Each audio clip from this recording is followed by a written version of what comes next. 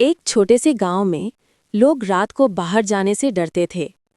ہر رات ایک پرانے محل کا دروازہ اپنے آپ کھل جاتا تھا۔ ایک دن احمد، ایک بہادر یوک، اس محل کے اندر جانے کا فیصلہ کرتا ہے۔ اندر سب کچھ بالکل سناٹا تھا، بس ایک ہلکی روشنی ایک چھوٹے تالاب کے پاس جھلملا رہی تھی۔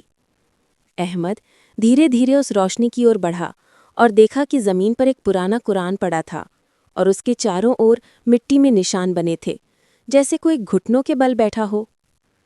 جب احمد نے کتاب اٹھائی، محل میں سے ایک ہلکی آواز آئی، جو رہسیہ کھوج رہا ہے اسے کیول سچ کا سامنا کرنا ہوگا۔ ڈر کے باوجود احمد نے کتاب کھولی اور اس میں لکھا تھا، انسان کا سب سے بڑا ڈر شیطان سے نہیں بلکہ اپنی غلطیوں سے ہوتا ہے۔ تبھی کمرے میں تیز روشنی ہوئی اور محل کے دروازے اپنے آپ بند ہو گئے۔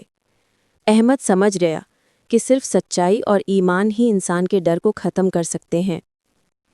انتم درشیہ: احمد محل سے باہر نکلتا ہے اور دھیرے دھیرے پرانا محل اندھیرے میں غائب ہو جاتا ہے۔